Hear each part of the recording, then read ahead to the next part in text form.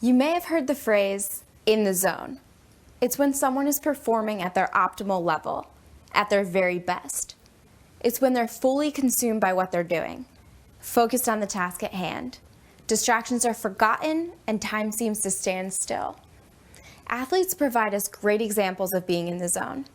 Take Nicklaus, one of the greatest golfers of all time. He was once asked how he performed so well under pressure, why he didn't get nervous when so many other players seemed to crumble under the pressure. His response was interesting.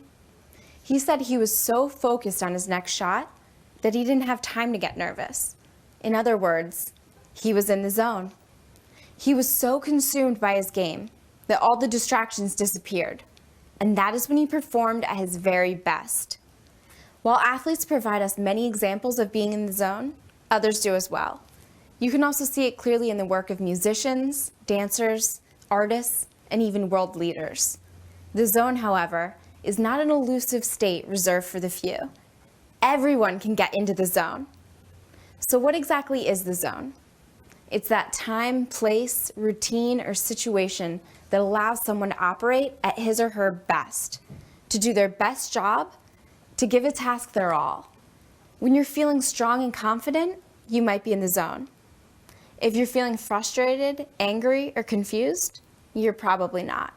You'll find your zone by recognizing when you feel positive, when you feel like you're positioned for success. Have you ever noticed that you seem to do better on tests when you study beforehand and give yourself a break the night before the test? Perhaps you've noticed you seem to be in your element when talking in front of the class or the entire school, but find yourself uncomfortable when talking to small groups. Or maybe you do particularly well when you listen to music or after you watch an inspirational movie, or when you think about a time you succeeded in a challenging task.